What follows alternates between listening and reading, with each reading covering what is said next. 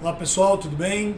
Então eu quero trazer hoje para vocês uma interessante discussão que aconteceu na sessão de julgamento, numa das câmaras aqui do Tribunal de Justiça do Estado de São Paulo, a respeito do reconhecimento. O reconhecimento pessoal, ele tem previsão no Código de Processo Penal e foi editada uma resolução do CNJ regulamentando esse procedimento. E interessante foi a discussão a respeito disso, a respeito de qual a natureza dessa resolução, se ela teria ou não aptidão para interferir na valoração do juízo. Então, antes de mostrar para vocês o trecho da sessão, deixa eu trazer na lousa aqui. Então eu quero, aqui estão as minhas redes sociais, né? Quero mostrar para vocês o seguinte. Aqui nós temos a previsão legal do reconhecimento no artigo 226, olha lá. Quando houver necessidade de fazer reconhecimento de pessoa, proceder-se-á pela seguinte forma, e aí vem o procedimento. Olha lá. A pessoa que tiver de fazer reconhecimento será convidada a descrever a pessoa que deve ser reconhecida, né? Ou seja, é interessante que antes de se colocar ali o indivíduo que vai ser reconhecido, a pessoa que vai realizar o reconhecimento, ela faça uma descrição, altura, peso, cor da pele, enfim, para que isso fique registrado e para que se evite um eventual reconhecimento indevido, né? Então vamos analisar aqui o segundo elemento. Ó. A pessoa cujo reconhecimento se pretender será colocada, se possível. Então aqui o Código de Processo Penal, ele não obriga, ele diz o seguinte, ó, havendo possibilidade de colocar outras pessoas, né, ao lado de outras pessoas que com ela tiverem qualquer semelhança, convidando-se quem tiver de fazer reconhecimento a apontá-la. Então, o CPP, o Código de Processo Penal, ele indica aqui uma possibilidade. Se houver razão para recear que a pessoa chamada para o reconhecimento for por efeito de intimidação ou outra influência, não diga a verdade em face da pessoa que deve ser reconhecida, a autoridade providenciará para que esta não veja aquela. Então é sempre que ocorra a possibilidade de intimidação. Também, vejam, o Código de Processo Penal não obriga, né, que seja feito esse procedimento. E por fim aqui, do ato de reconhecimento, lavrar-se-á auto pormenorizado, subscrito pela autoridade, pela pessoa chamada para reconhecer ao reconhecimento e por duas testemunhas presenciais. Tá? Então o que a gente vê aqui no artigo 226 do Código de Processo Penal é o procedimento, né, previsto em lei para que seja feito o reconhecimento de pessoa. Então, olha só, o que acontece? Veio o CNJ, né, em dezembro de 2022 e ele estabeleceu esta resolução, né? Então aqui eu só estou projetando, eu convido que vocês depois leiam, ela tem algumas páginas, eu não vou projetar tudo isso aqui. Então, mas aqui nós temos, né, parte aqui da resolução falando a respeito do procedimento. E o que é interessante é o primeiro parágrafo aqui, ó, do artigo 5º, ele diz o seguinte, ó, estabelecer diretrizes para a realização do reconhecimento de pessoas em procedimento e processos judiciais e sua avaliação no âmbito do poder judiciário, né? E aí o artigo 3º diz o seguinte, olha, compete às autoridades judiciais admitir e valorar o reconhecimento de pessoas à luz das diretrizes e procedimentos descritos em lei e nesta resolução, e zelar para que a prova seja produzida de maneira a evitar a ocorrência de reconhecimentos equivocados. Então vejam só, a própria resolução, ela está indicando que quem tem a competência para fazer a valoração da prova é o juízo, né? É o próprio poder judiciário.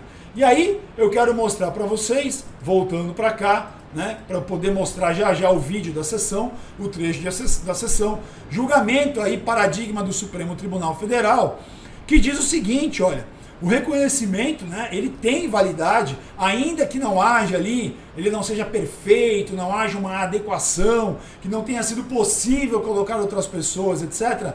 Se houver outras provas nos autos, né, que corroborem aquele reconhecimento, então ele pode ser considerado como prova válida. O próprio Supremo Tribunal Federal, então, ele dá essa diretriz, fica aí para vocês, né, quem quiser ler, o HC 133.773, lá do Rio de Janeiro, da relatoria da ministra Carmen Lúcia, né? O julgamento ocorreu em 2016. Então, aqui estão as diretrizes para o reconhecimento, o Código de Processo, a resolução e aqui o Supremo Tribunal Federal. Eu vou colocar agora para vocês darem uma lida, né, no trecho da sessão que o desembargador ele faz essas considerações muito interessantes a respeito da resolução e do procedimento e depois eu retorno. Legal? A gente já se vê. Pois bem, eu sou o terceiro juiz nesses dois habeas corpus. Eu só queria fazer uma observação a respeito dessa resolução do Conselho Nacional de Justiça. O Conselho Nacional de Justiça é um respeitável órgão na cúpula administrativa do Poder Judiciário.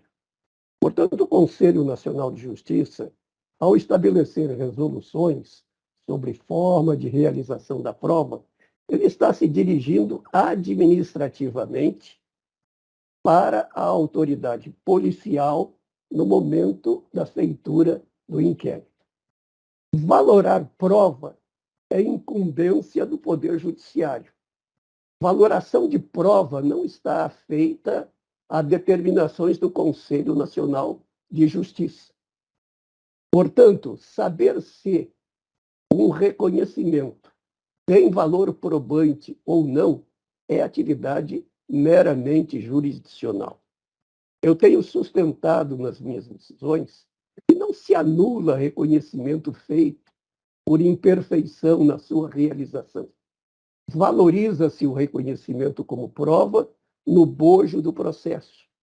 Reconhecimento é prova válida na medida em que ele esteja de acordo com as demais provas dos autos, seja consentâneo, guarde relação com elas e não seja excluído pelas demais provas do processo. Se ele não guarda esta relação, ele não terá valor probante e, portanto, o seu valor para a incriminação acaba sendo nenhum. Mas esta valoração é atividade jurisdicional. Não obedece àquilo que é disposto em resolução do Conselho Nacional de Justiça, por mais respeitáveis que sejam essas resoluções, porque dispor sobre valor de prova é atividade do juiz e é atividade dos tribunais, e não do Conselho Nacional de Justiça. Eu repito, esta recomendação que veio na resolução do Conselho Nacional de Justiça dirige-se à autoridade administrativa que faz o inquérito policial. Ele deverá observar esse procedimento ao realizar esta prova no bojo do inquérito policial. Valorá-la depois, seja como ela for realizada. Isto é tarefa jurisdicional afeita ao juiz do processo e ao tribunal que decidir depois. Bom, tá aí. Como vocês puderam observar, o raciocínio que o desembargador constrói é no seguinte sentido, que obviamente o CNJ ele tem, né, as resoluções são respeitáveis, né, tá para o Poder Judiciário seguir, mas são determinações de cunho administrativo.